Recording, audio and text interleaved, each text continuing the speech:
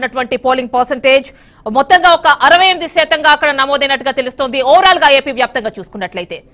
So ఇంకా మిగిలిన details చూద్దాం. అందరికంటే ఓటరే తెలివైన వాడు అంటున్నారు యువ దర్శకుడు సానా బుచ్చిబాబు. ఆంధ్రప్రదేశ్ సార్వత్రిక ఎన్నికల నేపథ్యంలో తన ఓటు హక్కును వినియోగించుకోవడానికి పిఠాపురం చేరుకున్న సానా బుచ్చిబాబు రాష్ట్ర అభివృద్ధి చెందాలంటే తమ ఓటును సరిగ్గా వినియోగించుకోవాలంటున్న దర్శకుడు సానా బుచ్చిబాబుతో మా తూర్పు గోదావరి జిల్లా correspondent Appaji face to face.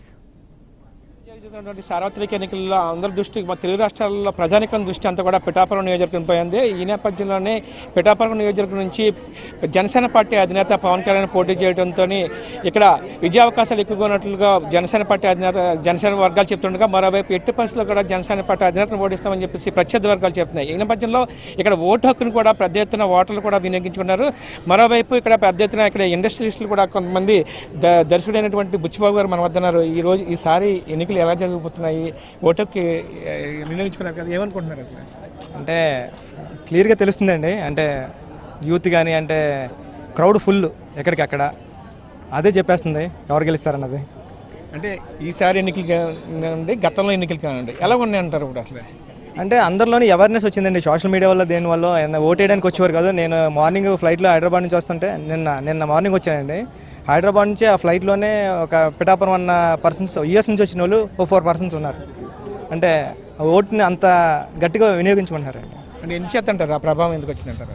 అంటే ఎవరికాళ్ళు వాళ్ళ కాన్స్టిట్యున్సీ డెవలప్ అవ్వాలని అనుకుంటారు కదండి, అందుకే. అంటే పవన్ కళ్యాణ్ గారు కానీ అంటే ఈ ప్రాంతంలో ఉన్నటువంటి వ్యక్తులు పోటీ చేస్తున్న వ్యక్తులు నెగ్గితే ఏ వ్యక్తి నెగ్గితే మీకు అభివృద్ధి చెందుతుంది అనుకుంటున్నారు? ప్రజలు చాలా తెలివైన వాళ్ళండి. వాళ్ళకి తెలుస్తుంది ఎవరు నెగ్గితే వాళ్ళ ప్రాంతం అభివృద్ధి చెందుతుందో. ఇది ఎవరికి క్యాండిడేట్కి వేసినట్టు కాదు, పిఠాపురానికి వాళ్ళు ఓటేసుకున్నట్టు. ఇది అంటే గత ఎన్నికల్లో చూశారు, ఈ ఎన్నికలు చూస్తున్నారు. చాలామంది మద్యం డబ్బులు అలాగే ప్రలోభాలకు గురి చేస్తున్నారన్నారు. కానీ ఈ ప్రభావాలు దీంట్లో పనిచేస్తాయంటారా? మనీ అంటే అందరూ అంటున్నారు కదా, మనీ తీసుకుంటున్నారు, వాళ్ళకి నచ్చిన వాళ్ళకి ఓటేస్తున్నారండి, అది ఫిక్స్. ఇది మొత్తం మీద తీసుకున్నట్టయితే ఇక్కడ పిఠాపురం నియోజకవర్గానికి సంబంధించి ఇక్కడ ఈ డబ్బు మద్యం ఎన్నివరకు ప్రభావం చూపించినప్పుడు కూడా ఎటువంటి ప్రభావం చూపించదని అభివృద్ధికి మొత్తం పిఠాపురం ఓటర్లు ఇక్కడ పట్టం కడతారని చెప్పేసి ఇక్కడ బుచ్చిబాబు చెప్తున్నారు. కెమెరా పర్సన్ శ్రీనివాస్తో అప్పాజీ, బీఆర్కే న్యూస్, కాకినాడ నుంచి. సార్వత్రిక ఎన్నికల నేపథ్యంలో ఆంధ్రప్రదేశ్లోని అన్ని నియోజకవర్గాలు పిఠాపురం వైపు చూస్తున్నాయి. జనసేన అధినేత పవన్ కళ్యాణ్ ఇక్కడి నుంచి పోటీ చేయడంతో పిఠాపురంలో సందడి నెలకొంది. పిఠాపురంలో ప్రశాంతంగా ఓటింగ్ సాగింది.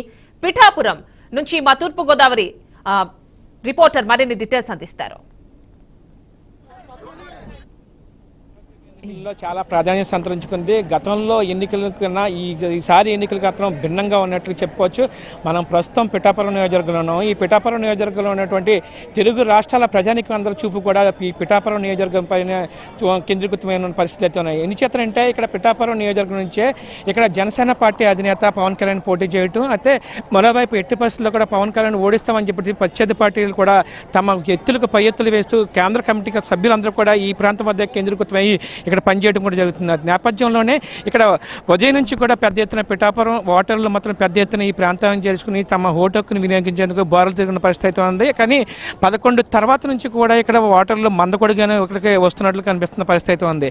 అయితే ఇక్కడ ఎండ తీవ్రత ఎక్కువగా ఉన్న నేపథ్యంలోని ఇక్కడ ఓటర్లు తమ ఓటు హక్కును వినియోగించుకునేందుకు ఇక్కడ మధ్యాహ్నం 3 గంటల తర్వాత నుంచి ఇక్కడ ఓటు హక్కుని వినియోగించుకునేందుకు మందకొడిగా సాగుతున్నట్టు ఇక్కడ ఓటర్ వర్గాలని చెప్తున్న పరిస్థితి అయితే ఉంది. ఏదేమైనప్పటికీ కూడా ఈ పిఠాపురం నియోజకవర్గానికి సంబంధించి ఇక్కడ ఉదయం నుంచి కూడా పెద్ద ఎత్తున ఓటర్లు ఈ ప్రాంతానికి చేరుకోవటం, అదే ఓటు హక్కును వినియోగించుకోవటం, అలాగే 11 వరకు కూడా 22% మంది ఓటర్లు తమ ఓటు హక్కుగా వినియోగించుకున్నట్లుగా ఇక్కడ అధికార వర్గాలు చెప్తున్న పరిస్థితి అయితే నెలకొన్నది. మరోవైపు కొన్ని అతి సమస్యాత్మక ప్రాంతాల్లో ఎటువంటి అవాంఛనీయ సంఘటనలు జరగకుండా కూడా ఇక్కడ అధికార యంత్రాంగం పూర్తి స్థాయిలో అప్రమత్తం అవడం, ముందస్తుగానే ఇక్కడ భారీ ఎత్తున పోలీసు బలగాలు కూడా మోహరించిన పరిస్థితి అయితే ఉంది. అదే మరోవైపు మనం చూస్తున్నాం ఇక్కడ విజువల్స్లో కూడా స్పష్టంగా ఇక్కడ పెద్ద ఎత్తున ఎక్కువగా ఉన్నటువంటి మహిళా ఓటర్లు మాత్రమే ఇక్కడ తమ ఓటు హక్కును వినియోగించుకున్న పరిస్థితి అయితే ఉంది. అయితే ఈ ఓటర్ల భౌతికను కూడా నిర్ణయించేది మహిళా ఓటర్లుగానే చెప్పుకోవచ్చు.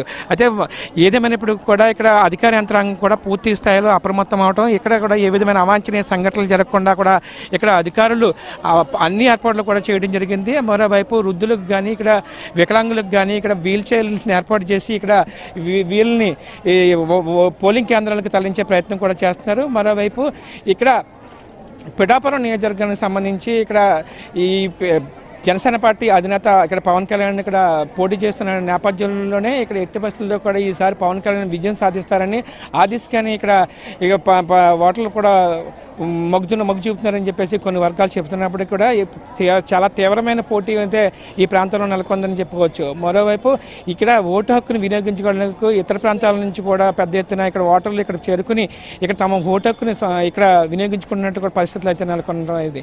ఏదేమైనప్పుడు కూడా తెలుగు రాష్ట్రాల ప్రజానీకం చూపు మాత్రం ఇక్కడ పిఠాపురం నియోజకవర్గంపై ఉంది. గెలుపు ఎవరిది అనేది మాత్రం